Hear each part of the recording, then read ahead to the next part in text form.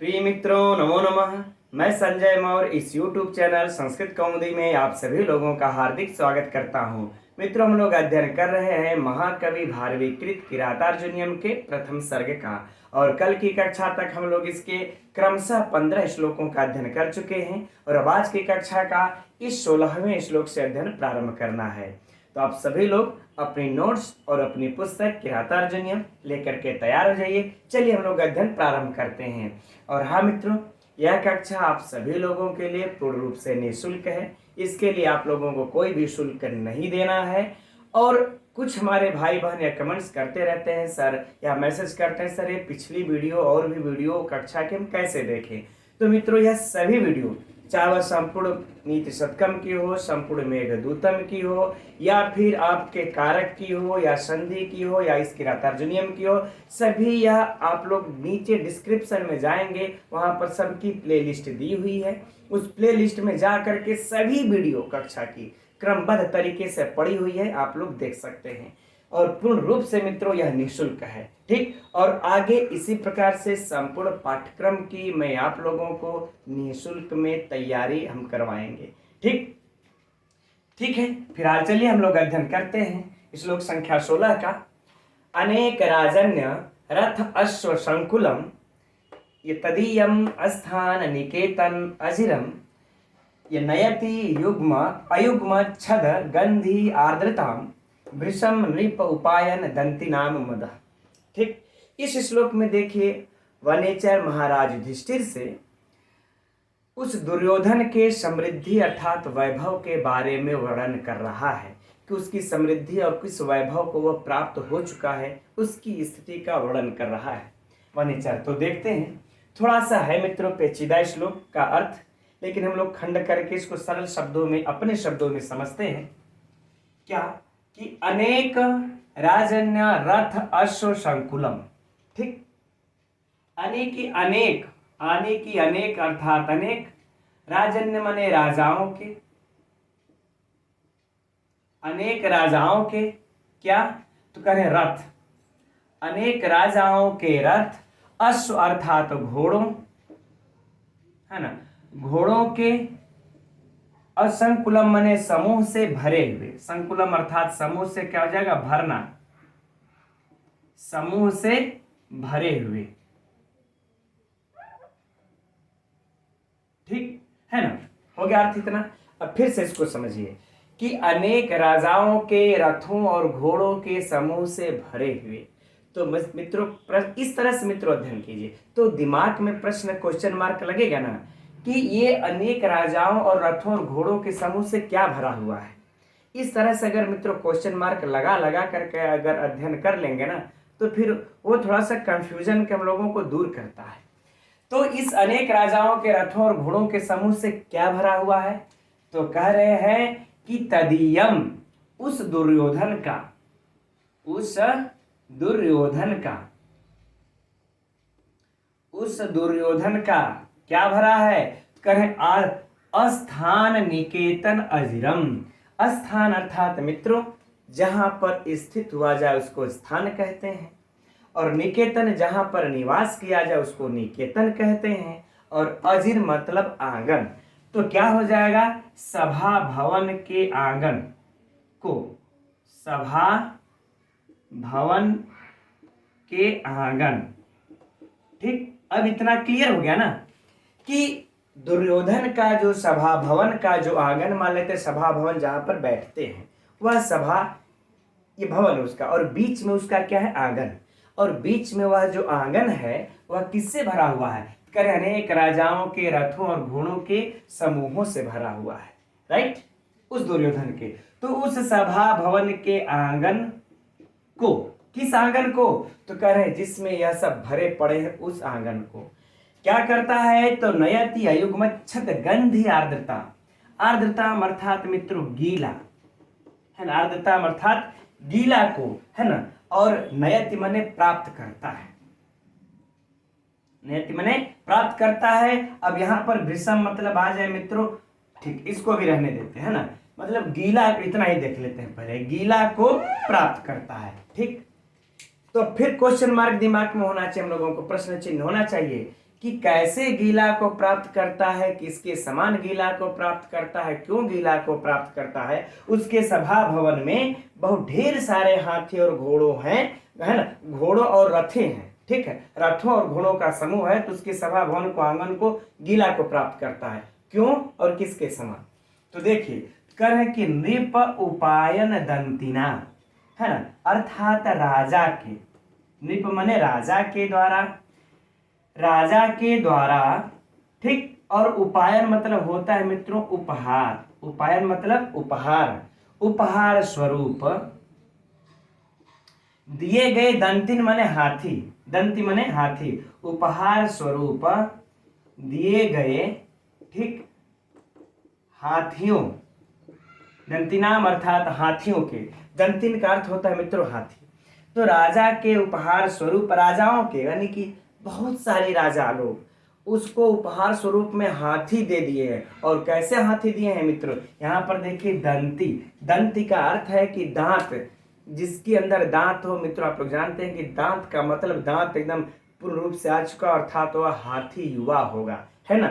तो कह रहे हैं कि राजा के द्वारा उपहार स्वरूप दिए गए हाथियों उसके, अब क्या, हाथियों के मद, है ना, हाथियों से मद चुरा है। लेकिन इसे यह मद कैसा चुरा है, तो कह रहे हैं कि अयुग्मच्छद गंधी, अयुग्मच्छद गंधी, अयुग्म, है ना, अयुग्म का अर्थ होता है मित्रों कि अब यहाँ पर चूंकि हम लोग क्या कर देंगे, नयति, है ना, अयुग्म, यहाँ पर संधि हुई स्पष्ट दिख रही है, ई का, ई के बाद अ आता है तो यह हो गया, यण संधि आप लोगों को स्पष्ट दृष्टिगत हो रही है। अब अयुग्मच्छद, अयुग्म का मतलब होता है कि न युग्म, अयुग्म अर्थात जो जोड़े में न हो, जो जोड़े में न हो। कहने का भाव यह है कि जिसको हम लोग, आप लोग बचपन में भी खेले होंगे, ताक जूस इत्यादि, तो हम लोग क्या करते थे, 1 7 9 11, ये सब क्या 1 3 5 7 इस प्रकार के जो होते हैं यह अयुग्म कहे जाते हैं ना, क्या कहे जाते हैं, जुस, अयुग्म, ठीक। तो यह अयुग्म हो, और तो यह अयुग्म हो तो कहा जाता है कि अयुग्म छद गंधवी, और छद माने पत्ते, तो जिसके पत्ते जोड़े में ना हो ऐसे उसका गंध। तो अयुग्म छद का अर्थ क्या हो जाएगा, सप्तपर्ण वृक्ष, सप्तपर्ण वृक्ष, अर्थात मित्रों जिसको सतौना वृक्ष भी कहते हैं। सप्त मतलब 7 पत्ते वाला वृक्ष, यह अयुग्म हुआ, है ना। अयुग्म छद माने पत्ता, तो 7 पत्ते वाला वृक्ष, इसको अमरकोश में मित्रों अयुग्मच्छद भी कहा गया है। इसलिए यहाँ पर महाकवि भारवी ने अयुग्मच्छद लिखा है कि 7 अयुग्मच्छद अर्थात सप्तपर्ण वाला वृक्ष के गंधी माने दुर्गंध के समान या फिर गंध के समान। इस सप्तपर्ण के वृक्ष की खास विशेषता है मित्रों, इससे पास में जो रहता है ना, इससे बड़ा तेज दुर्गंध, कहने के बाद अजीब टाइप की इससे गंध निकलती है। और अगर आप बहुत ज्यादा देर तक इस वृक्ष के नीचे रह जाएंगे, इसके वृक्ष को सूंघ लेंगे तो सिर में वेदना प्राप्त हो जाती है, अर्थात सिर दर्द करने लगता है, ठीक। वही बातें ये बोल रहे हैं कि सप्तपर्ण के वृक्ष के गंध के समान क्या, मद, है ना, मद, मद जल, है ना, क्या होगा, मद जल। और भृशम मने अत्यधिक, भृशम मने अत्यधिक, ठीक, अत्यधिक। अब हम लोगों को प्राप्त हो गया ना कि वह आंगन को गीला करते हैं सब। तो क्यों करते हैं, क्योंकि उस आंगन में राजा के द्वारा उपहार स्वरूप दिए गए हाथियों का सप्तपर्ण वृक्ष के गंध के समान मदजल अत्यधिक मात्रा में चूता रहता है, बहता रहता है हाथियों के। अब ये मदजल मित्रों क्या होता है, वैसे आप लोग प्रायः जानते होंगे कि हाथियों के कान के पास से जब युवा होती हैं, वह हाथियां तो एक विशिष्ट प्रकार का एक द्रव अर्थात पदार्थ बहता है जिसको कि हम लोग मद जल कहते हैं, है ना। तो वह मद जल, वह उस मद जल की तुलना ये कर रहे हैं कि सप्तपर्ण वृक्ष के समान, है ना, उसकी विशेषता बता रहे हैं, विशेषण है यह युग अयुग्म छद गंध भी इस मद जल का, ठीक। तो इसके कारण वह एकदम से आंगन वह क्या हो गया, गीला हो गया है। तो कुल मूल बात हम लोगों को 2 समझ में आई। पहला तो यह कि उस दुर्योधन के पास बहुत सारे हाथियों का उपहार स्वरूप दिया गया हुआ है। और दूसरी बात ये समझ में आई कि उसके सभा ये भवन में बहुत सारे राजाओं के रथ और घोड़ों का समूह से भरा हुआ है। यह दोनों बातें उस दुर्योधन के समृद्धि और वैभव को दर्शा रही हैं, और इसी चीज को वनेचर उस महाराज युधिष्ठिर से कहना चाह रहे हैं। चलिए अब हम लोग इसके संपूर्ण अर्थ को देखते हैं। अब संपूर्ण अर्थ को मित्रों हम लोग अन्वय बना करके इधर से देखना, उल्टा देखना प्रारंभ करते हैं, है ना। अब उल्टा देखते हैं इसको हम लोग। तो कह रहे हैं कि राजाओं के द्वारा उपहार स्वरूप दिए गए हाथियों के सप्तपर्ण वृक्ष गंध के समान मद जल अत्यधिक मात्रा में चूने से और अनेक राजाओं के रथ घोड़ों के समूह से भरे हुए उस दुर्योधन के सभा ये भवन के आंगन को अत्यधिक क्या करते हैं, गीला कर देते हैं। गीला को उसका जो आंगन है अत्यधिक गीला को प्राप्त हो जाता है। अब इसमें मित्रों हम लोग प्रश्नोत्तरी की दृष्टि से अगर देखा जाए, परीक्षा के लिए था थोड़ा सा लेंदी पेचीदा, तो इसमें शब्द और अर्थ की दृष्टि से यह श्लोक एकदम महत्वपूर्ण है। जैसे देखिए कि यहां पर मान लेते संकुल, तो सभी लोग जानते हैं। एक है यहां पर निकेतन। निकेतन मतलब क्या होता है मित्रों, निवास, है ना। निकेतन मतलब क्या होता है, निवास स्थान। और एक है अजीर, इसको एकदम इस प्रकार से लिख लीजिए, है ना। अजीर, अजीर का अर्थ क्या होता है मित्रों, आंगन। यह शब्द अर्थ की दृष्टि से एकदम महत्वपूर्ण है। अयुग्मच्छद क्या है यहाँ पर, अयुग्मच्छद। अयुग्मच्छद अर्थात सप्तपर्ण का वृक्ष अर्थात सतौना का वृक्ष। यह सब परीक्षा में मित्र पूछा हुआ है। अजीर भी पूछा हुआ है, निकेतन भी पूछा हुआ है, इसमें कोई डाउट नहीं है। शब्द अर्थ की दृष्टि सब महत्वपूर्ण है, सब पूछे जा चुके हैं, इसलिए इनको नोट करने की बातें हैं, है ना। अब इसके बाद एक यह भी देखिए पूछा गया है, उपायन। उपायन माने उपहार, यह भी शब्द अर्थ की दृष्टि से महत्वपूर्ण है। और दंती, यह भी पूछा गया है। दंत माने क्या होता है, हाथी, यह भी शब्द अर्थ की दृष्टि से महत्वपूर्ण है। अतः इसको भी नोट कर लेने का काम है हम लोगों का, राइट। और भीषम मान लेते हैं अत्यधिक, यह तो आप लोग जानते ही होंगे, यहाँ पर कोई समस्या नहीं है। तो यह शब्द अर्थ की दृष्टि से श्लोक बहुत ही महत्वपूर्ण है। अब हम लोग इसके साहित्य में से कुछ प्रश्नों को निकालते हैं, है ना। कि किसके सभा भवन का आंगन राजाओं के घोड़ों और हाथियों के समूह से भरा हुआ होता है ना। तो क्या हो जाएगा मित्रों, दुर्योधन के। दुर्योधन का सभा भवन का आंगन इनके घोड़ों और हाथियों से भरा हुआ होता है ना। किस वृक्ष का गंध, किस वृक्ष का गंध किस वृक्ष के गंध की तुलना हाथी के मद जल से की गई है, या हाथी के मद के जल की विशेषता किससे बताई गई है, तो सप्तपर्ण के वृक्ष से। और मित्रों यह भी याद रख लेना है कि मदह क्या है, यह विशेष्य है, और इसका अयुग्मच्छद गंधी यह क्या है, विशेषण, ठीक। यह किसका विशेषण है, तो इसका विशेषण है ना। चलिए अब बाकी इसमें से ऐसा कुछ विशिष्ट अर्थ नहीं बनता, अब प्रश्न नहीं बनता। अब हम लोग चलते हैं इसके व्याकरणात्मक टिप्पणी की तरफ।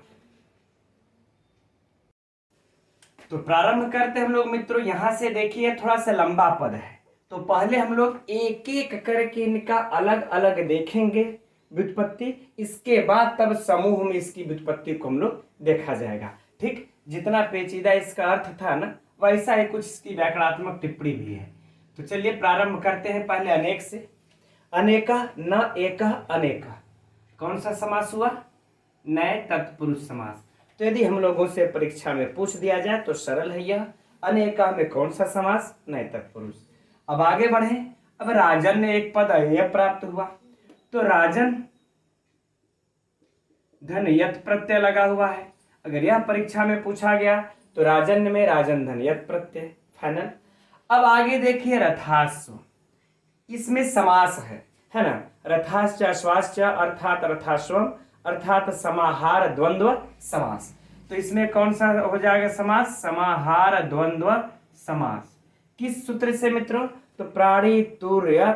यह सूत्र आप लोगों को एकदम बिल्कुल याद होगा, हम समझते हैं। इस सूत्र को भी नोट कर लीजिएगा, अंग सेना नाम, आप लोगों को याद होगा यह सूत्र, ठीक। तो रथाश्व यहाँ पर कौन सा समास है? रथाश्व में समाहार द्वंद्व, अगर परीक्षा में पूछा तो किस सूत्र से? तो प्राणी तुर्य। फाइनल। अब आगे है देखिए समकुलम, है ना, तो इसका क्या हो जाएगा? सम धन कुल धन क प्रत्यय लग करके संकुलम। यह तो हो गया मित्रों अलग अलग। अगर अलग अलग परीक्षा के लिए पूछा तो इसके लिए फाइनल। अब हम लोग देख चलिए, अब इसमें समास किस प्रकार से हुआ अब उसका अध्ययन करते हैं। तब समास के लिए देखिए पहले क्या हुआ है कि न एका अनेका, अब अनेक है ना, अनेका है राजन्य, अनेक राजन। तो यहां तक अगर मित्रों अगर पूछ दिया जाए कि अनेक राजन्य में कौन सा समास है, तो कर्मधारय समास है ना, क्योंकि अनेक राजा है तो थोड़ा सा विशेष विशेषण हम लोगों को प्राप्त हो जा रहा है। तो यहाँ पर अनेका राजन्य अर्थात कर्मधारय समास। अब इस अनेक राजन्य का, अनेक का तो अलग समास, इसका राजन्य के साथ समास कर्मधारय समास। अब इस अनेक राजन्य का इस रथाश्व के साथ समास कर देंगे। ठीक, फिर से तो चलिए यहां से लेकर के जब यहां तक अगर पूछ दिया जाए कौन सा समास, तब तो अनेक राजन्या नाम रथाश्व, यानी अनेक राजाओं के रथों और घोड़ों का समूह। तो यहां तक कौन सा समास हो जाएगा मित्रों? षष्ठी तत्पुरुष समास, अगर यहां तक पूछा तब। अब क्या है? तेषाम संकुला, उन अरे तेन संकुला, उससे भरा हुआ, है ना, तो उससे भरा हुआ। तो अगर जब यहां तक अगर पूछ दिया जाएगा संकुलम तक तो तृतीया तत्पुरुष समास। आई बात है समझ में? पुनः समझिए इसको कि यदि इस संपूर्ण में अगर पूछ दिया गया कि कौन सा समास है, तो हम लोग यहाँ वैसे से पूछेगा नहीं, तो हम लोग लास्ट वाला मान करके इसको तृतीया तत्पुरुष लगा देंगे। इनको इधर का एक पद, फिर है ना तेन संकुलम यहाँ के लेंगे ये तृतीया पद। अगर सिर्फ अनेक राजन्य में पूछा तो कर्मधारय समास। अब अनेक राजन्य रथाश्व में पूछा यहाँ तक तो षष्ठी तत्पुरुष समास, अब उसके आगे है तृतीया हो जाता है। ठीक, तो यह संपूर्ण में 3 समास प्राप्त हो जाते हैं। बाकी हर का अलग अलग करके हम लोगों ने देख ही चुका है कि रथाश्व में पूछा तो समाहार द्वंद, राजन में राजन धन्यत, अनेक में नए तत्पुरुष। अब बताइए इसमें से कुछ बचा के आप लोगों को जो परीक्षा में पूछे और उस पर आप लोगों की दृष्टि न गई हो। ठीक, अब परीक्षा में कितना स्मरण रह जाता है, चाहे वो आपके लिए हो चाहे हमारे लिए हो, वो अलग मैटर है। अब देखिए है तदीय,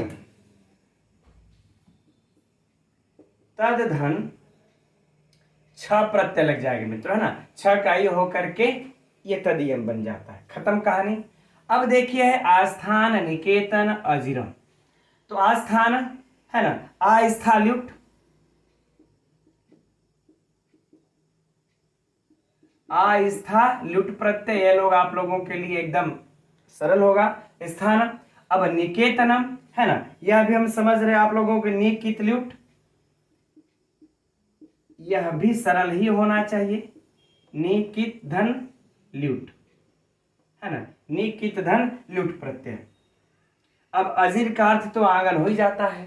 ठीक, अब इसके बाद इसमें समास देखते हैं। ठीक, समास कौन सा है? अब आइए, ये तो हो गया व्युत्पत्ति अलग अलग।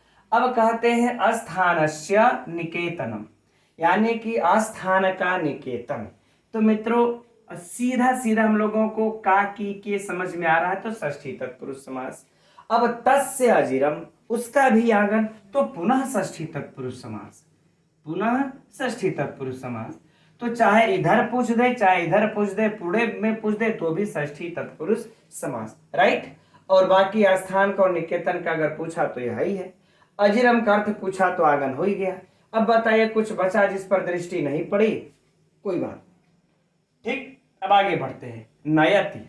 अब नयति का तो नयति नयता प्रथम पुरुष लट लकार एक वचन कौन नहीं जानता है, सब जानते हैं, लिखने की कोई आवश्यकता नहीं है। अब अयुग्म में चलते हैं। अयुग्म, न युग्म अयुग्म, तो यहां तक ले लेंगे मित्रों तो नए तत्पुरुष समास, सिर्फ अयुग्म तक। अब उसके बाद देखिए है छद, इस अयुग्म के साथ छद का समास हो रहा है, तो अयुग्म छदा, है ना, अर्थात कह रहे कि अयुग्म छदा यस्य स अयुग्म छदा। तो मित्रों जब यहां तक देख लेंगे ना तो बहुव्रीहि समास हो जाएगा। कौन सा समास? बहुव्रीहि समास। अब क्या है? तस्य इव गंधी, उसके समान गंध वाला, तो पुनः भी क्या हो जाएगा? बहुव्रीहि समास। आगे बातें समझ में?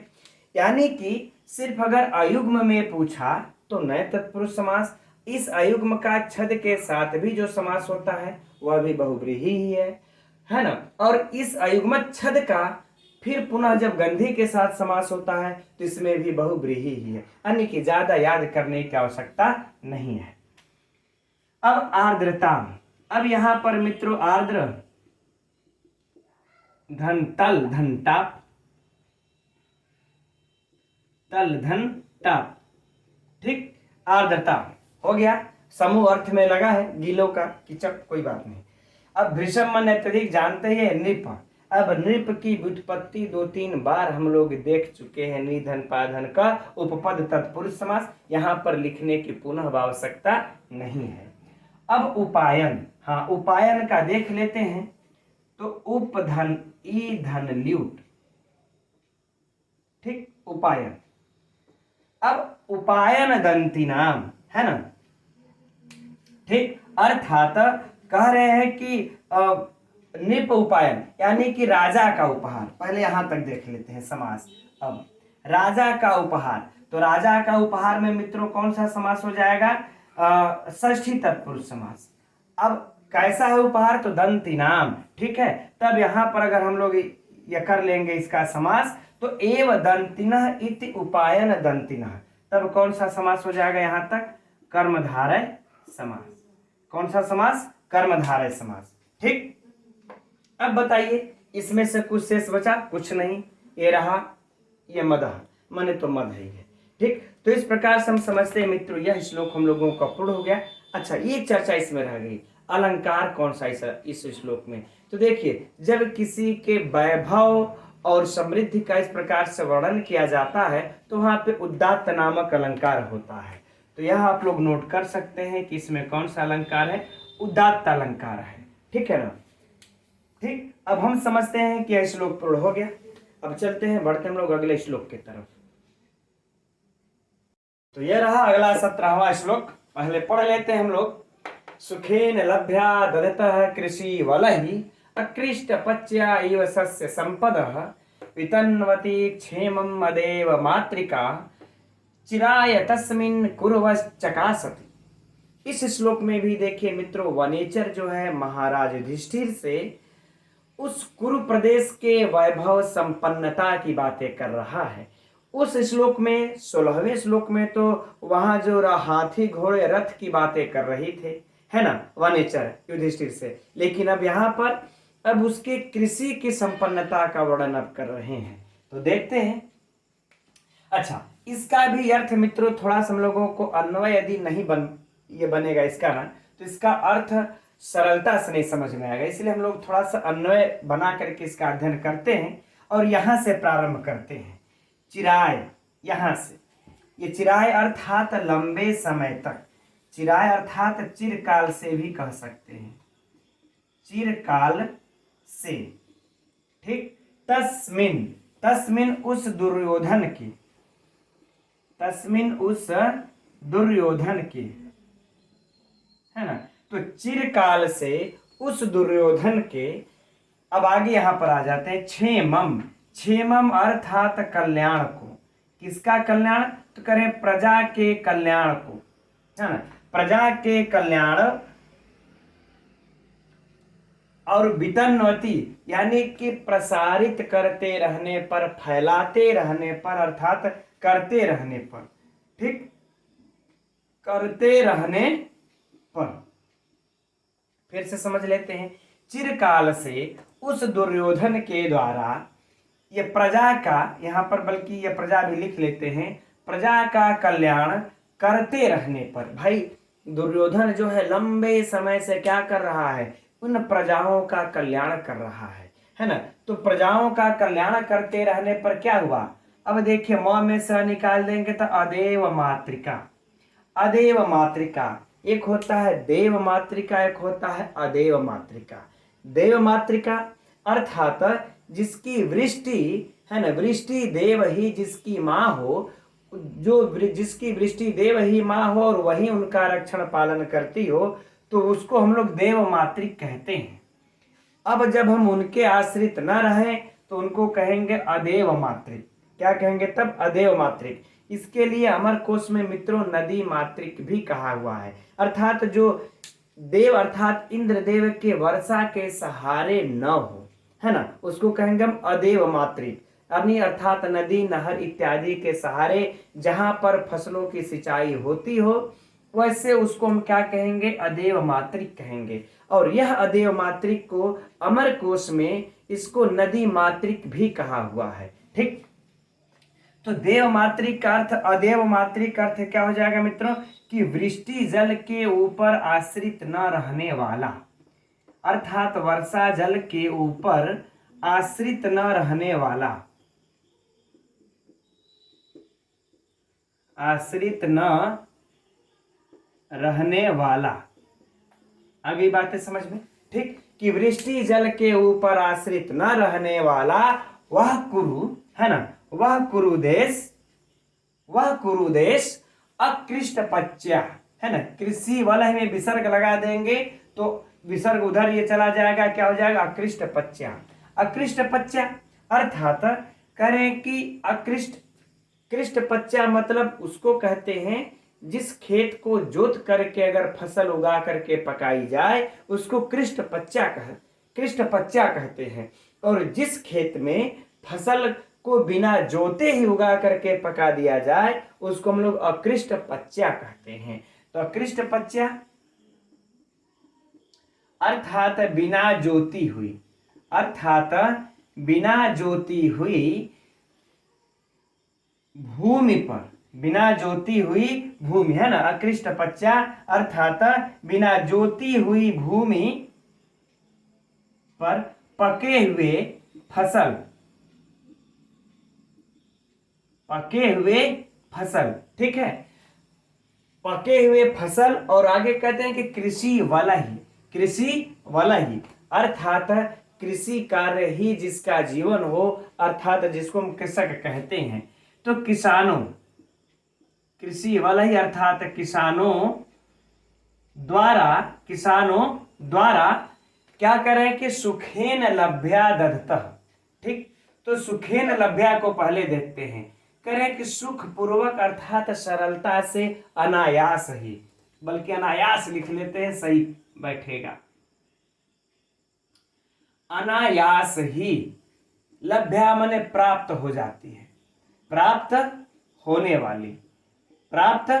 वाली। ठीक, तो करें किसानों द्वारा अनायास ही सरलता से प्राप्त होने वाली शस्य संपदा, यानी कि फसल रूपी संपदा। क्या? फसल संपदा को दधतः माने धारण करती हुई, दधतः माने धारण करते हुए वह कुरुदेश चकासति माने सुशोभित होता है, वह कुरुदेश सुशोभित होता है। अब मित्रों इसका अर्थ पहले हम लोग यह समझ लेते हैं इस प्रकार से कि देखिए जो दुर्योधन है वह लंबे समय से प्रजाओं का कल्याण में लगा हुआ है, और कल्याण में उसके लगने के कारण, भाई प्रजाओं का कल्याण में किस प्रकार से लगेगा? उनको सारी सुविधाओं देना, सड़क मार्ग का ये निर्माण करना, सिंचाई के साधनों का उनके लिए ये बनाना, नहर नदी तालाब कुआं इत्यादि का सब व्यवस्था करना, यही न हुआ प्रजा के कल्याण में लगना। तो इतना वह प्रजा के कल्याण में लंबे समय से लगा रहा, इसलिए क्या हुआ, उस राज्य में, कुरु राज्य में पूरा नहरों की व्यवस्था हो गई, नदियों की तालाबों की व्यवस्था हो गई, जिससे वह क्या हुआ कि वृष्टि के जल के ऊपर आश्रित नहीं रहने वाला हो गया। क्या? दुर्योधन के लंबे समय तक उस प्रजा के कल्याण में लगे रहने के कारण, अर्थात नदियों नहरों की व्यवस्था करने के कारण वृष्टि जल के ऊपर आश्रित नहीं रहने वाला वह देश हो गया।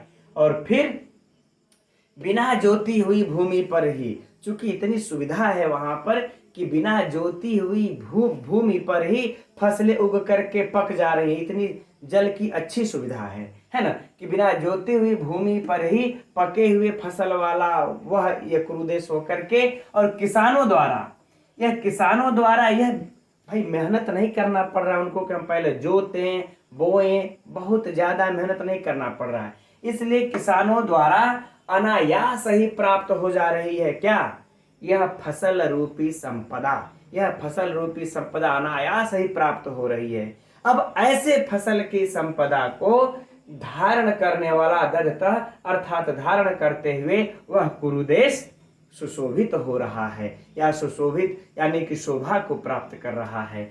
ऐसे में अब इसके आगे देखिए जो भावार्थ निकल रहा है, ऐसे में हे राजन, अब वनेचर कहना चाहता है कि ऐसे में हे राजन, उस दुर्योधन को अब हरा पाना, उस दुर्योधन को पराजित कर पाना बड़ा ही मुश्किल काम होगा।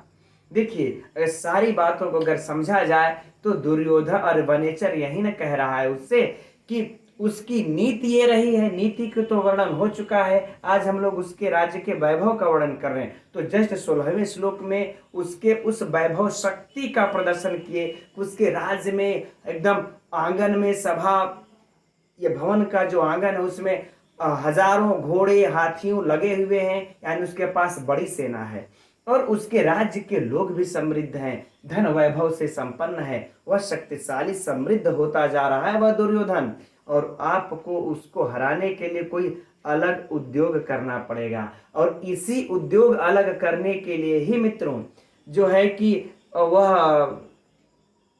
अर्जुन जो है पाशुपत अस्त्र की प्राप्ति करने के लिए उनको प्रेरित किया जाता है। नहीं अगर दुर्योधन कमजोर ही रहता है ना इस प्रकार से तो आकर के युद्ध करके हरा देते, लेकिन अब वह दुर्योधन समृद्धशाली बनता जा रहा है, शक्तिशाली बनता जा रहा है, तो उसको हराने के लिए आप लोगों को भी कोई नया उद्योग करना पड़ेगा, नया परिश्रम करना पड़ेगा। इसी नए परिश्रम नए युक्ति को निकालने के कारण ही वह अर्जुन जो है कि जाते हैं पाशुपत अस्त्र को प्राप्त करने, और बाकी आगे की कहानी आप लोग जानते ही हैं। ठीक, तो यह हो गया मित्रों इसका अर्थ।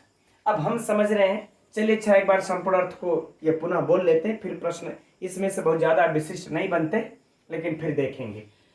तो कह रहे हैं कि चिरकाल से उस दुर्योधन के कुरु देश के प्रजाओं का कल्याण करते रहने पर वृष्टि के जल के ऊपर आश्रित न रहने वाला, बिना जोती हुई भूमि पर पके हुए फसल और किसानों द्वारा अनायास ही सरलता से प्राप्त होने वाली फसल संपदा को धारण करते हुए वह कुरुदेश सुशोभित हो रहा है। ठीक मित्रों, यह इसका अर्थ हो गया। हम समझते हैं अर्थ अब ये क्लियर हो गया होगा। वैसे प्राय आप सभी लोगों को स्पष्ट भी होगा। हमारी एक बहन ने कहा सर हम लोग भावार्थ समझते हैं, बस आप व्याकरणात्मक टिप्पणियां ही लिख दिया ये कीजिए। तो मैं समझता हूं उस प्रकार से अध्ययन करने से आधा अधूरा हो जाएगा, इसलिए इसको भी समझना आवश्यक है। ठीक, अब हम लोग मित्रों देखते हैं इसमें जो प्रश्न बनते हैं। तो देखिए इसमें जो प्रश्न पूछा गया है यह कृषि वाला ही का अर्थ क्या होता है, किसान, तृतीया विभक्ति किसानों के द्वारा। ठीक, यह एक प्रश्न पूछा गया किसान, इसको ध्यान में रखेंगे हम लोग, है ना। अकृष्ट पच्या शब्दार्थ की दृष्टि से मित्रों यह भी श्लोक बहुत महत्वपूर्ण है। अकृष्ट पच्या अर्थात बिना जोती हुई भूमि पर पकी हुई फसल, है ना। अकृष्ट पच्या का यह अर्थ, अकृष्ट मतलब बिना जोती हुई, है ना। सस्य फसल खैर इसमें कोई समस्या नहीं। और यहाँ देखिए अदेव मातृका का अर्थ, इस अदेव मातृका का अर्थ भी एकदम स्मरण कर लीजिए, परीक्षा के लिए महत्वपूर्ण है ना। अदेव मातृका अर्थात वृष्टि जल के ऊपर आश्रित न रहने वाला है। और अदेव मातृका का यह प्रश्न ये पूछा जाएगा कि अदेव मातृका कौन सा देश है ना। तो अदेव मातृका कौन सा देश है, कुरु देश है।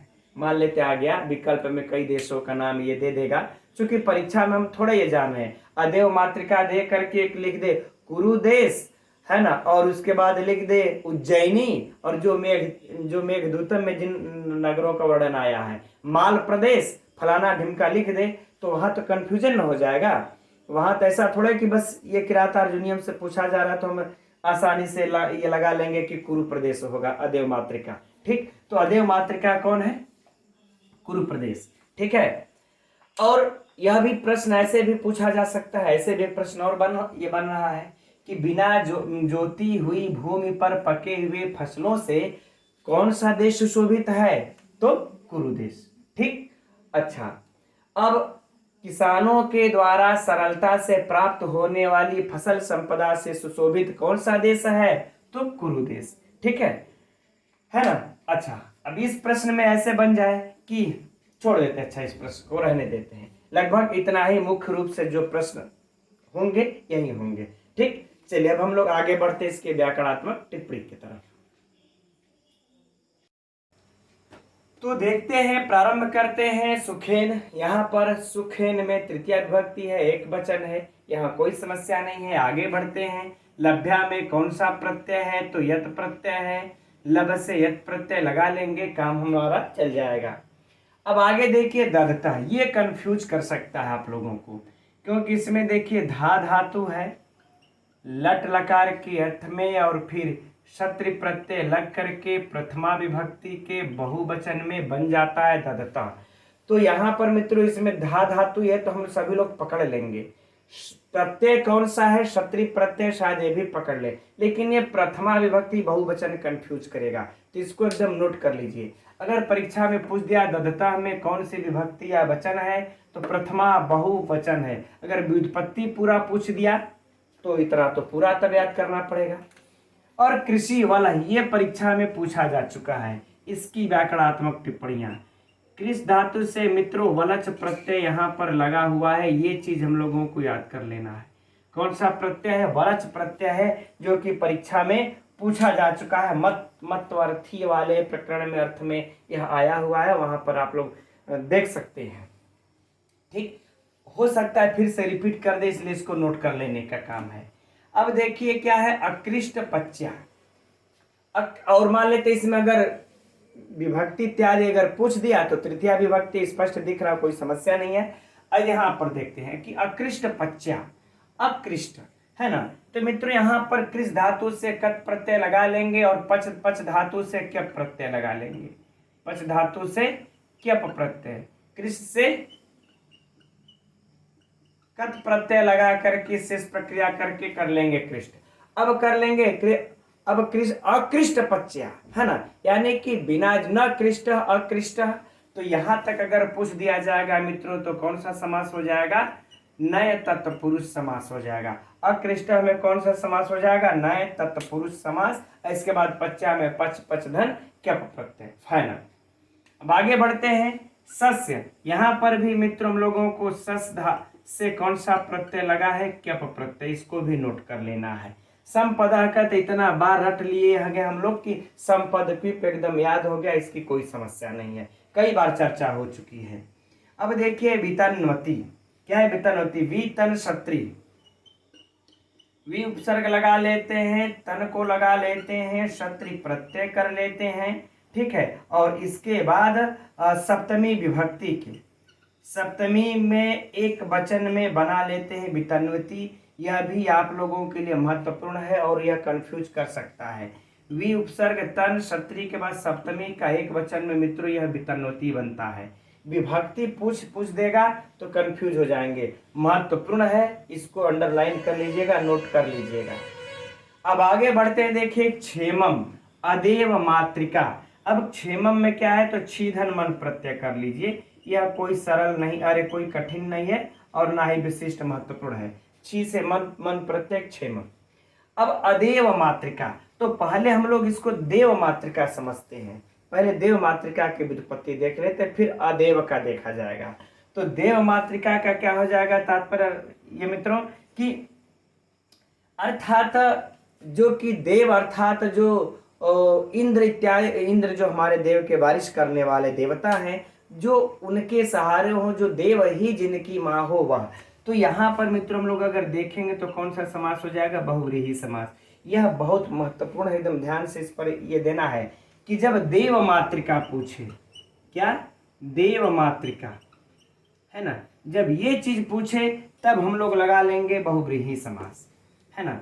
क्या देव मातृका अगर पूछा तब बहुव्रीहि समास, और अगर अदेव मातृका अगर पूछ दे तो न देव मातृका अदेव मातृका क्या हो जाएगा? नए तत्पुरुष समास। क्या हो जाएगा? न नय तत्पुरुष समास। ठीक, ये दोनों बातें हम लोगों को ध्यान में रखनी है ना। अब आगे बढ़ते हैं। ये चिराय, चिराय मित्रों यहाँ पर देखिए द्वितीया के अर्थ में अव्यय है। कौन सा क्या है यह? अव्यय। द्वितीया के अर्थ में अव्यय है, इसको हम लोगों को एकदम नोट कर लेना है कि यह अव्यय है। पूछा जा सकता है अव्यय संज्ञा क्रिया फलाना ढिमका, द्वितीया के अर्थ में अव्यय। तस्मिन का क्या है? सप्तमी विभक्ति है, एक वचन है, सभी लोग जानते हैं, लिखने की आवश्यकता नहीं है। अब बात आती है मित्रों यहाँ पर चकासति, कुरुह चकासत है ना। अब चकासति का एकदम देख लीजिए, देख लेते हैं, एकदम महत्वपूर्ण है यह चकाश्री। चकाश्री में जो है कि यहाँ पर फिर लट लकार में लगा देंगे हम लोग इसका, और फिर जो है प्रथम पुरुष के बहुवचन में ना, प्रथम पुरुष के बहुवचन में इसका रूप चलेगा। ये चीज कंफ्यूज कर सकता है आप लोगों को कि ये प्रथम पुरुष का बहुवचन का रूप है, एक वचन नहीं मारना है, इतना हम लोगों को नोट करना है कि चकाश्री लट लकार प्रथम पुरुष बहुवचन। इसलिए हम कह रहे हैं मित्रों, क्योंकि प्राय हम लोग ये ले लेंगे कि पठति पठता, तो पठति बनता है, एक वचन होगा, एक वचन लगा लेंगे, नहीं, यह बहुवचन का है, यह ध्यान दे लेना हम लोगों को। राइट, चलिए। तो इसमें की व्याकरणात्मक टिप्पणियां मित्रों ये वाली बेहद खतरनाक, ठीक, यह भी खतरनाक है, यह भी ये तो पूछी जा चुकी है, और यह भी पूछी जा चुकी है। ठीक, बाकी ये सब अभी पूछा नहीं है, तो इधर कोई बात नहीं है, लेकिन इतनी दो इसमें से पूछी जा चुकी हैं, और ये दोनों खतरनाक हैं, ये भी जो कि पूछी जा सकती हैं। अब बात कर लेते हैं मित्रों, हम लोग यहाँ पर थोड़े से अलंकार की चर्चा कर लेते हैं, जो कि यहाँ पर अकृष्ट पच्चैव जो आया हुआ है, इसमें देखिए दो अलंकार हम लोगों को प्राप्त होते, विद्वानों का अलग अलग मत मिलता है। कुछ लोग इसको उपमा मानते हैं, कुछ लोग इसको उत्प्रेक्षा मानते हैं, कुछ लोग इसको उपमा मानते हैं, कुछ लोग इसको उत्प्रेक्षा मानते हैं, अलग अलग विद्वान। कुछ लोग कहते हैं मानो पकी हुई फसल के समान, और कुछ लोग कहते हैं कि पकी हुई फसल के समान, वह इस फसल के साथ जोड़ देते हैं, और कुछ लोग पकने हुए क्रिया के साथ जोड़ करके उत्प्रेक्षा लगा लेते हैं। तो ईश्वर करे कि ऐसा न पूछे, क्योंकि इसमें विद्वानों में मतभेद है, तो फिर हम क्या होते हैं जो इसको फाइनल डिसीजन करके बता दें कि नहीं यही है। ठीक, तो हम समझते हैं मित्रों यह भी श्लोक पूर्ण हो गया। अब हम लोग बढ़ते हैं अगले श्लोक की तरफ। तो देखते हैं अब अगले इस 18वें श्लोक को। उदारीकीर्ते उदयं दयावतः प्रशांत बाधम दिशतो अभिरक्षया स्वयं प्रदुग्धे अस्य गुणहि उपस्नुता वसुपमानस्य वसुनिमेदिनी। अब देखिए इस श्लोक में वनेचर युधिष्ठिर से यह बता रहे कि पृथ्वी उस दुर्योधन के लिए क्या कर रही है। तो देखते हैं इसको। करें उदारी कीर्ते, उदारी कीर्ते अर्थात उदार कीर्ति वाला महायशस्वी। तो सीधे हम लोग क्या अर्थ लगा ले मित्रों? महायशस्वी। ठीक, महायशस्वी। अब उदयम को भी छोड़ देते हैं। दयावतः माने दयावान। यह देखिए दोनों क्या विशेषण है, किसका विशेषण है? यह दोनों उस दुर्योधन का, उस सुयोधन का विशेषण है। तो एकदम हमें एक बहन ने जो है कि पूरे विशेषण को जो है कि नोट्स करके व्हाट्सएप पे भेजा था, बड़ा ही अच्छा लगा मुझे, है ना। तो उसी तरह आप लोग भी मित्रों जो हम बताते चल रहे हैं कि यह सुयोधन का विशेषण है, तो उसको भी आप लोग नोट करते रहिएगा। अर्थात उदार कीर्ति किसको कहा हुआ है? दुर्योधन को। और दयावान यह भी किसका है? दुर्योधन का विशेषण। तो महायशस्वी, दयावान और प्रशांत बाधम दिशतः अभिरक्षया। अभिरक्षया अर्थात करें कि चारों तरफ से रक्षित, है ना, अर्थात चारों तरफ से रक्षा, है ना। ठीक, रक्षा के द्वारा, चूंकि तृतीया रक्षा के द्वारा लगा लेते हैं, चारों तरफ से रक्षा के द्वारा प्रशांत बाधम अर्थात शांत हो गई हो बाधा, अर्थात बाधा से रहित, बाधा से रहित। आ गई बातें समझ में? अर्थात चारों तरफ से रक्षा के द्वारा बाधा से रहित। अब यहां पर इन दोनों को अब देख लेते हैं। तो कह रहे हैं उदयम। उदयम अर्थात प्रजा के अभ्युदय को,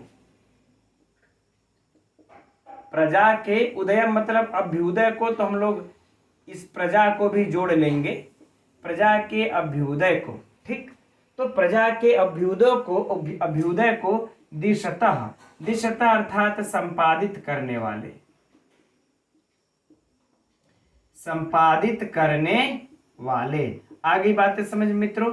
तो यह भी उस एक प्रकार से उस दुर्योधन का ही विशेषण है। फिर से सुनिए ध्यान से, है ना, इसी जगह से कि महायशस्वी एक, दयावान दो।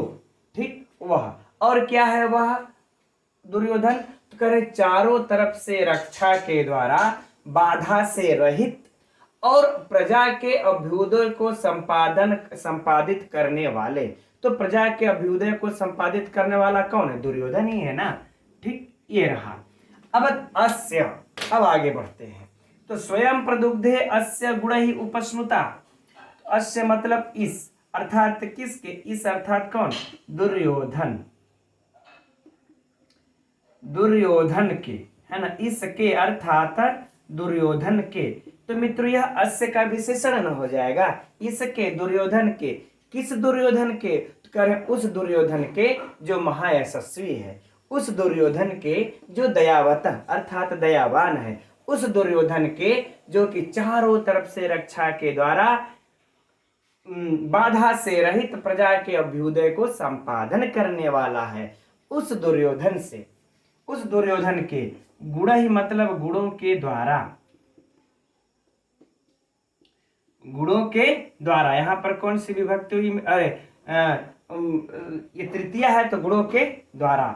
उपस्नुता, उपस्नुता माने द्रवित होकर, उपस्नुता माने द्रवित होकर, अर्थात मित्रों कह लें कि उपलवित होकर के, है ना, द्रवित होकर के। स्वयं माने स्वयं ही, स्वयं अर्थात स्वयं ही, प्रदुग्धे माने दूह, दूह देती है, अर्थात मित्रों प्रदान करती है, प्रदान करती है। हो गया। अब अर्थ क्या इसका निकाल लेंगे कि इस दुर्योधन के गुणों के द्वारा द्रवित होकर के स्वयं ही प्रदान कर देती है। तो प्रश्न उठ गया ना कि इस दुर्योधन के गुणों के द्वारा द्रवित होकर के दुर्योधन को कौन प्रदान कर रहा है? ठीक, स्वयं ही प्रदान करती है। तो कौन प्रदान करती है? तो मेदिनी अर्थात पृथ्वी प्रदान करती है। क्या प्रदान करती है? वसूनी अर्थात धन को प्रदान करती है। किसके समान प्रदान करती है?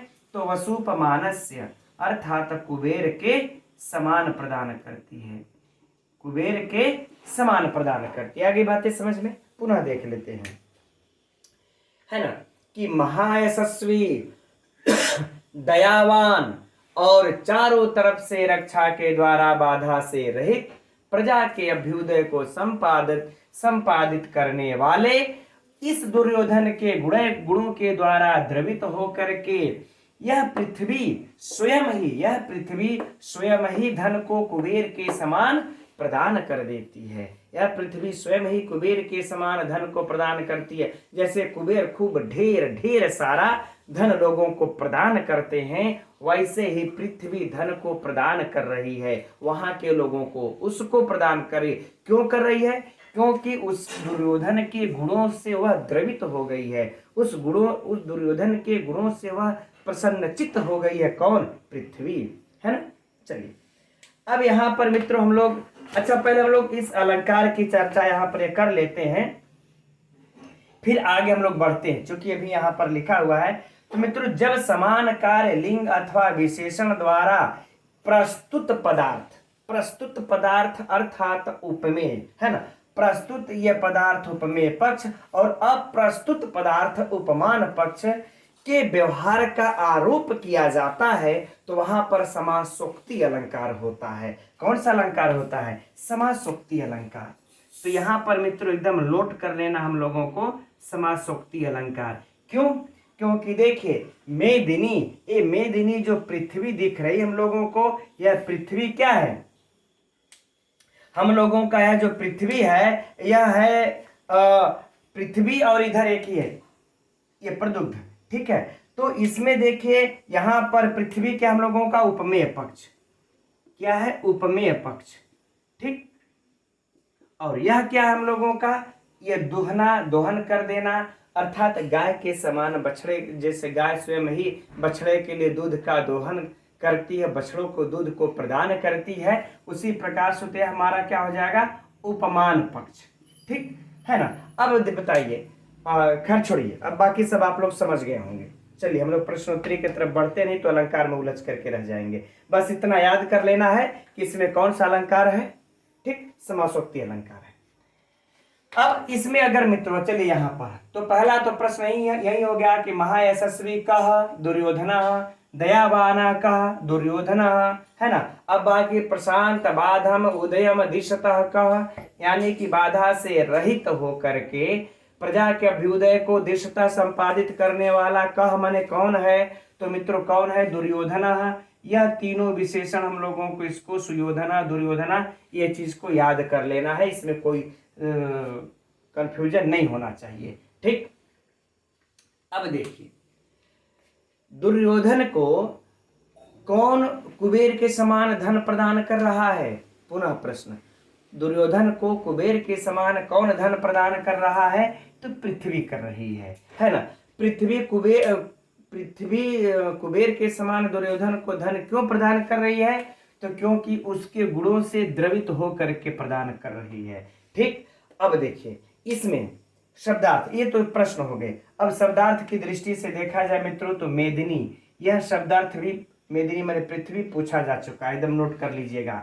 ये वसुपमानस का अर्थ हो जाएगा कुबेर, यह भी देखिए परीक्षा में पूछा जा चुका है, यह भी महत्वपूर्ण है। उपस्नुता, यह देखिए शब्द अर्थ की दृष्टि से है, उपस्नुता अर्थात द्रवित होकर के, है ना, यह भी महत्वपूर्ण है। बाकी अब व्याकरणात्मक टिप्पणी को देखते हैं। तो प्रारंभ करते हैं मित्रों हम लोग अलग अलग, पहले हम लोग उदार का देखेंगे, फिर कीर्ति का देखेंगे, उसके बाद हम लोग उद्यम का देखेंगे। ठीक। तो उदार का क्या हो जाएगा, उपसर्ग लगा लेंगे, री धातु लगा लेंगे, इसके बाद घय प्रत्यय लगा लेंगे, क्या बना लेंगे, उदार, उदार। इसके बाद कीर्ति का कृत, इसके बाद स्त्रियाम कितिन प्रत्यय लगा लेंगे और बन जाएगा कीर्ति। अब इन दोनों का उदारा कीर्ति यस्य सह उदार कीर्ति। ठीक। तो उदार कीर्ति में अगर पूछ दिया जाए समास कौन सा है, तो बहुब्रीहि समास है, राइट। अगर फिर से सुनिए, 3 प्रश्न इससे बन गए कि अगर उदार की व्युत्पत्ति पूछे तो उत्तरी घय, कौन सा प्रत्यय घय, कितिन कीर्ति का पूछे तो कृत से कितिन, स्त्रियाम कितिन प्रत्यय है।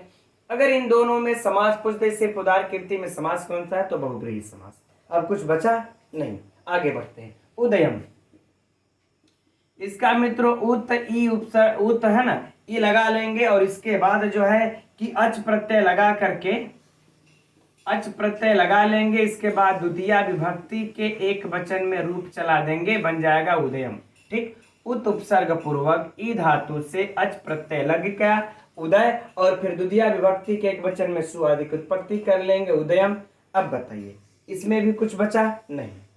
अब आगे बढ़ते हैं दयावत, है ना। अब यह तो मित्रों कहने की यहाँ पर आवश्यकता है नहीं, कितना महत्वपूर्ण, दया से मतुप प्रत्यय, दया से मतुप प्रत्यय लग करके क्या करते हैं, इसके बाद षष्ठी विभक्ति के एक वचन में रूप बनता है दयावत। हो सकता है आप लोगों से यह पूछ दिया जाए, प्रत्यय तो यद्यपि आप लोग लगा लेंगे, कोई दिक्कत नहीं, ये कंफ्यूज करेगा कि इसमें विभक्ति कौन सा है, द्वितीय विभक्ति का बहुवचन, एक वचन प्रथमा का, इस प्रकार से है ना करके कंफ्यूज कर सकता है। तो षष्ठी के एक वचन में बनता है मित्रों दयावत, राइट। चलिए आगे बढ़े हम लोग। अब करें प्रशांत बाधम, है ना, प्रशांत बाधम। तो पहले प्रशांत का देख लेते हैं, सम धन कत प्रत्यय प्रशांत। अब बाध का देख लेते हैं, तो बाध धन क्या हो जाएगा, बाध धन अधन टाप, अधन टाप बाधा। अब प्रशांत बाधा, ठीक। तो प्रशांत हो गई हो बाधा जिसकी, सीधे सीधे के प्रशांत बाधम ऐसे सह, अर्थात समास हो गया इन दोनों में, कौन सा समास, बहुब्रीहि समास। ठीक। तो दोनों की अलग अलग व्युत्पत्ति हो गई, अब इन दोनों का जो समास हुआ बहुब्रीहि समास निकला। ठीक। कुछ बचा नहीं। आगे बढ़ते हैं दिशता। फिर यह कंफ्यूज करने वाला होगा मित्रों आप लोगों के लिए। ध्यान दीजिए, दिश धातु लट लकार क्षत्रि प्रत्यय और इसके बाद षष्ठी का, है ना, षष्ठी का एक वचन है, एकदम इसको याद कर लेना है ना, क्षत्रि षष्ठी विभक्ति का एक वचन, ठीक, षष्ठी विभक्ति का एक वचन, ठीक, कंफर्म। अब देखिए, चूंकि यह देखिए आप लोग हम लोगों को कई बार आता जा रहा है, दिस धातु लट लकार क्षत्रि प्रत्यय लगा करके षष्ठी के षष्ठी विभक्ति में प्रयोग खूब किए हैं और ऐसे ऐसे शब्द मित्रों एकदम कंफ्यूज करते हैं, इसलिए इन सबों को एकदम हम लोगों को नोट कर लेना है दिमाग में। अब देखिए अभिरक्षया, है ना, अभिरक्षया, ठीक। अब अभी उपसर्ग लगा लेते हम लोग इसमें, अभिरक्ष अभावे टाप, अभि उपसर्ग रक्ष धातु अप्रत्यय, फिर क्या लगा लेंगे, टाप, ठीक। अप्रत्यय यहां पर स्पष्ट नहीं लिखा, अप्रत्यय, अप्रत्यय लगा करके फिर क्या लगा लेंगे, टाप, और इसके बाद रूप चला लेंगे और तृतीया विभक्ति के एक वचन में बन जाएगा अभिरक्षया। अब इसमें कुछ शेष बचा नहीं बचा, आगे बढ़ते हैं। स्वयं प्रदुग्धे, अब प्रदुग्धे का तो आप लोग ऐसे ही हल कर लेंगे मित्रों, प्र उपसर्ग दू धातु कट प्रत्यय, है ना। अब आत्मने पद में रूप चल जाएगा इसका, किसमें, आत्मने पद में रूप, और लट लकार प्रथम पुरुष एक वचन, प्रथम पुरुष एक वचन, राइट। अब बताइए कुछ बचा नहीं, अस्य मने इसका षष्ठी विभक्ति स्पष्ट दिख रही है, दुर्योधन, गुणहि में तृतीया दिख रही है, तृतीया का बहुवचन, यहां पर भी कोई समस्या नहीं। अब आता है उपस्नुता, क्या आ गया, उपस्नुता, उपस्नुता में क्या हो जाएगा मित्रों, उपस्नु कत्टाप, उपधन स्नु धन कत धन टाप, उपस्नुता, ठीक, कोई समस्या नहीं। अब आते हैं मित्रों, महत्वपूर्ण यह है इस श्लोक का सबसे वसूपमानस्य, है ना। तो पहले हम लोग वसु का देखते हैं, फिर उपमान का देखेंगे, है ना, वसूपमानस्य। तो पहले हम लोग वसु का देख लेते हैं। तो वसु में क्या हो जाएगा, वस से उ प्रत्यय,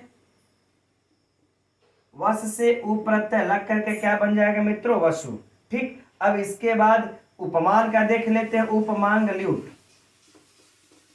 उपधन मांग धन ल्यूट, ल्यूट प्रत्यय, ठीक, उपमान। अब अगर देखा जाए तो क्या हो जाएगा, वसु और इधर क्या हो जाएगा, उपमान, है ना। अब इन दोनों का हो जाएगा समास, इन दोनों का क्या हो जाएगा, समास, यानी वसु उपमानम यस्य सह वसुपमान, क्या, इन दोनों का जब हम लोग समास से कर देंगे, वसु उपमान यस्य सह वसुपमान, तो क्या हो जाएगा, बराबर वसुपमान, ठीक है, वसुपमान ये बन जाएगा। अब इस वसुपमान का ये हो गया बहुव्रीहि समास, कौन सा समास मित्रों, बहुव्रीहि समास। अब इस वसुपमान का हम लोग क्या करेंगे, रूप चलाएंगे, तभी ना प्रयोग होगा। तब रूप चला देंगे तो यहाँ वसुपमान से बना हुआ है, तो षष्ठी विभक्ति के एक वचन में बन जाएगा वसुपमान, राइट। तो वसु का पूछे चाहे उपमान का, है ना, चाहे उपमान का पूछ दे, चाहे आप लोगों से ल्यूट का पूछ दे, है ना। चलिए, उपमीयते इति उपमानम, तो उपमांग ल्यूट प्रत्यय हो गया, यह यद्यपि आप सभी लोग जानते होंगे। अब यह इसमें तो कुछ शेष नहीं बचा ना, आगे बढ़ते हैं। अब वसूनी, वसूनी का मतलब होता है मित्रों की धन, अर्थात वस उ प्रत्यय वैसे ही लग जाएगा। अब इसमें जो आप लोगों से पूछा जाएगा वह होगा द्वितीय विभक्ति का बहुवचन। वसूनी में यह पूछा जा चुका है मित्रों कई बार परीक्षा में, एकदम इसको एकदम अंडरलाइन करके एकदम नोट कर लीजिएगा, है ना, कि वसूनी में द्वितीय विभक्ति का बहुवचन है, एकदम दिमाग खोल करके नोट कर लेना है। अब आगे बढ़ते हम लोग मेदिनी की तरफ। मेदिनी, मेदिनी माने मतलब मित्रों पृथ्वी, कहा जाता है ना, यह कहा जाता है इस मेदिनी के बारे में। पहले चलिए अच्छा प्रत्यय जान लेते हैं, मेद धन ईनी प्रत्यय,